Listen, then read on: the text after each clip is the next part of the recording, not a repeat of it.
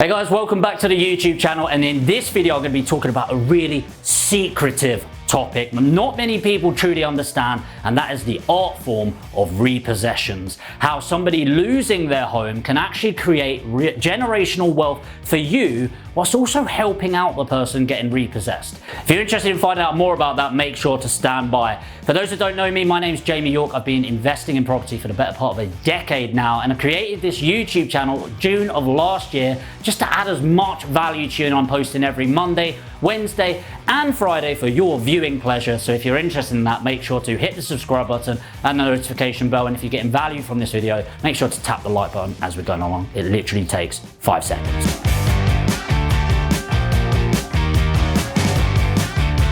So first of all, what is a repossession? I just want to cover the basics. A repossession, unfortunately, is when somebody is starting to lose their property. They've not actually lost it yet, okay? So repossession comes in when you either default on your mortgage or you're in significant arrears, okay? Now, what tends to happen from this is when you have missed 2 minutes, usually 9 months of not paying, okay? So you do a month or two, you probably don't hear anything from the bank. On the third month, you probably go, do you fancy paying us every now and then? It's a little bit more official than that, by the way. Then you get a letter, then another letter. Hey, you're gonna get repossessed, just to remind you, blah, blah, blah, blah. 9 months is usually how long it takes for a repossession to actually go through. Once that goes through, the mortgagee or the lender, they will submit I'm gonna put repo order, a repossession order. What then happens is it goes through an eviction order, which is a real shame, but the person gets kicked out of the property, and then it comes to the market. Now, this gives you a really good idea, and this information is quite important to understand, that here they've stopped paying. Then it's around 9 months, and then they get the repossession order, and then the eviction order where they've got another couple of months. You're usually talking up to a year before somebody's actually got out of the property. And then they're just trying to recoup the costs because they've had 12 months of no payment getting done. Then they're going through a repossession order, which costs time and money. Then they're going through an eviction order, and that's if they do move out amicably. You can't just kick people out, especially right now during what's going on in the world, right? And then it's going to market an additional fee. So a bank does not want to repossess a property. It benefits nobody at all in this process apart from you as an investor. But actually there are ways to make everyone benefit. So something I always think about is why? Like, why do people end up defaulting on the mortgage? Well, actually it can be for a range of reasons. A lot of it is usually due to a significant change of circumstances. For example, a lot of divorces end up with repossessions because sometimes, or a lot of the times, there's a breadwinner in a relationship. They decide, actually, I'm not going to pay the mortgage on your behalf. It all gets a bit bitter. And it's a shame that somebody that you were once in love with ended up becoming somebody that you despise, and it's this bitterness towards it. Another situation is somebody losing their job, and we're seeing a lot of this with furlough coming to an end in September. We're probably going to see a lot more people defaulting on their mortgages, a lot of people getting evicted from either rentals or physical properties that they buy. But there is some good news in this, and actually you can stop the repossession. So the question is, how do you find these properties in the first place? So where do we find them? Well, the first part of where we're going to be looking for these in the first place is stop the repossession. Well, how do you actually stop a repossession? Don't be ridiculous, Jamie. Remember what I said. It doesn't just end up, oh, you haven't paid. Jog on then, mate. It's 9 months after, and then what happens is it goes to court. So what you can do is you can find your local court that deals with repossessions, and quite literally you can wait on the steps on the day of the repossession order going boom, because once that goes down, the hammer, it's a done deal. Like an auction, you've exchanged on the property, right? But what you can do beforehand is actually engage with the person selling, saying, hey, be great to buy your coffee, just understand I'm here to try and help stop this repossession. Now, during what's going on, lockdowns and stuff like that, I'm not actually sure if you can go to the courts, but you might be able to engage earlier. But what you can do is wait there, and remember, it is not repossessed until the repossession order, boom, has been confirmed. The second part where I like to look is auction houses. Now, auction houses are a really interesting one because remember, the biggest problem for a lot of these mortgages that have been defaulted on is time. They just need rid of the asset now. They need it back into circulation. And actually, more importantly, they need certainty. If you've never bought or sold at an auction before, what happens is the guy going 28, 29,000, it doesn't go anything like that. But they get really excited. You get excited. You're like, I'll pay $1 million. They don't do that either, by the way. Please don't do that. Sit on your paddle. Don't even register. Just go and go to an auction. And what happens is when the hammer goes down, you've exchanged. You have exchanged legally. Boom. You own the property, you've exchanged, you've got 20, 28 days, sometimes a bit longer to complete on the property. So they've got certainty around this, but it's also a great opportunity for you to get your hands on a great property investment. Now remember, at this point, they've been repossessed already. It's unfortunate in the situation. It's done. There's nothing you can do. But the great thing about repossessions, in my personal opinion, is you can make a load of money from them and stop them going through repossession. You can actually help somebody out, which is a great thing because, you know, a lot of people see motivation as somebody that's obligated to sell, and it's not. We're not looking for desperate people. We're looking for motivated people, and somebody that's motivated to stop a repossession, you're doing a really great thing for somebody and making money at the same time. So people think with auctions, it's only in the auction room, but that's not true. The best properties come post-auction. Better properties come pre-auction and the rest come in the auction. Now, I'm just going to go through that again.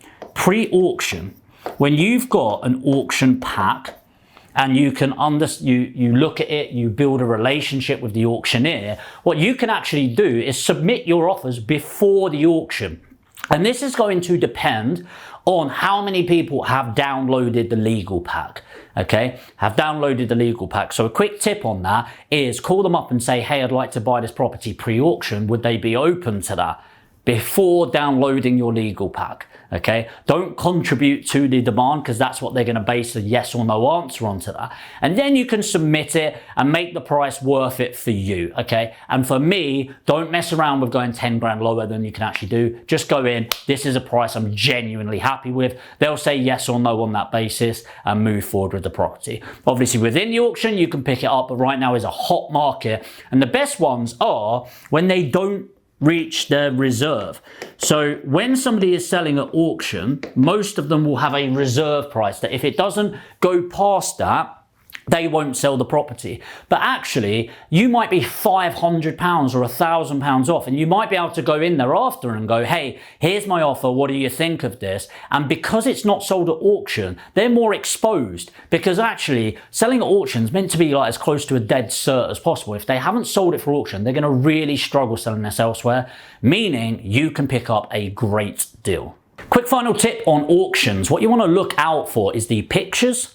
And this is for the next one as well. So actually, let me cover that. The next one is Rightmove and Zoopla. And you can find some really great properties on these. They're the open portals. But what you're looking at on Auction House, Rightmove, Zoopla, Prime Location, wherever you're looking is you are going to be looking for shoddy pictures. First of all, that's usually a good indication. Maybe poor pictures as well. That's going to be a good indication. And you're going to see maybe two things in the comments. Number one is by order of mortgagees,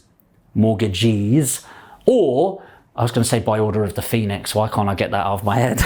Or by order of receivers. Okay, now that's going to give you a really good indication of it being a repossession property, especially if it says by order of receivers. And guess what? You can find out who the receivers are in the first place. Okay, now I'm going to share with you a hot tip that usually, up until right now, I've only ever shared it with my highest level mentees. It is gold dust. So when you see these properties and it says by order of receivers, not by order of the Phoenix, by order of receivers, here's how you actually submit your offers. So they will have their solicitors attached to them, a regular solicitor that deals with this, and you want to submit your offers directly to the solicitor. I'm not saying cut people out, by the way. I'm saying if you're ever dealing directly with a repossession list or a repo solicitor, you put your offers in directly. Now, there are downsides to repossessions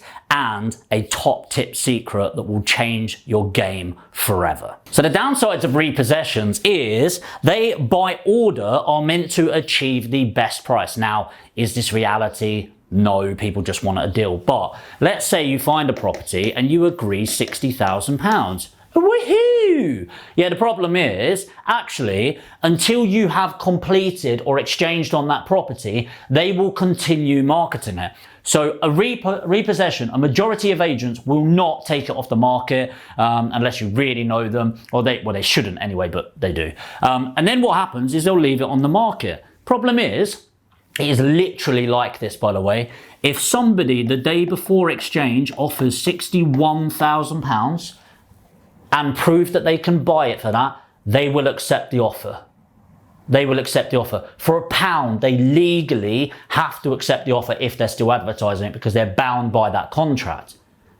What a ball ache, okay? So ideally, you're going to get them to remove it, but actually, I'm going to leave you with a final top tip that is so simple, yet revolutionary, and most people don't know this.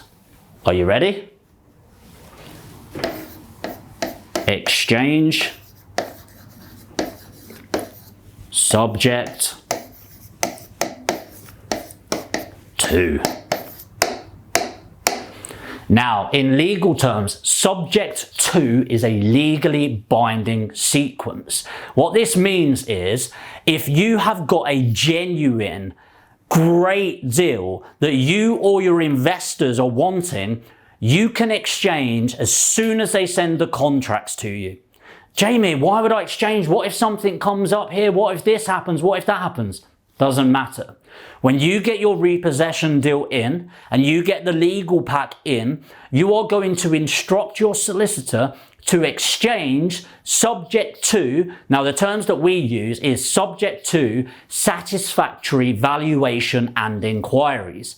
Now the great thing about this is you always have to raise inquiries. Great thing is, let's say your valuation comes back and you don't like it, or your inquiries come back and you don't like it, you can pull out of the deal. You are not bound by it legally at all, and we've got an agreement with our solicitor that we pay them £100 if that happens. On the other side, they are legally bound. So this is such a powerful legal position. The vendor cannot sell it to anybody. Somebody could come in and offer them £10,000 more. Doesn't matter, you've exchanged on that. The only terms in there is subject to satisfactory inquiries and valuation, or valuation inquiries. The thing is, what does satisfactory mean? Well, there's no black and white answer. It's not objective. So if for whatever reason you can't raise the finance, you can't find the buyer or anything like that, you can pull out. Now, my recommendation is don't do this too many times and pull out, because you'll have a solicitor just going, I'm not working with you anymore, okay? You do not do this just to grab the deals. You want them to secure the deals you're genuinely interested in moving forward with. But if you are moving forward, you will never have the situation again, ever, where you are getting a repossession property cut from under your feet. Now, if you're buying this yourself, amazing, you've locked it in. If you are selling this on to another investor, it's called a back-to-back, where you're exchanging and then somebody else is buying it from you. It can only be with a bridging bridger or a cash purchase. You can't do this with mortgage purchases, as with most things like that anyway. But if you exchange subject to, you're legally tying in the vendor. You can't get somebody going above your offer, and that is just a simple tip that will revolutionize your buying power. And the final secret I want to leave you with, subscribe to this channel, and I'll see you in the next video.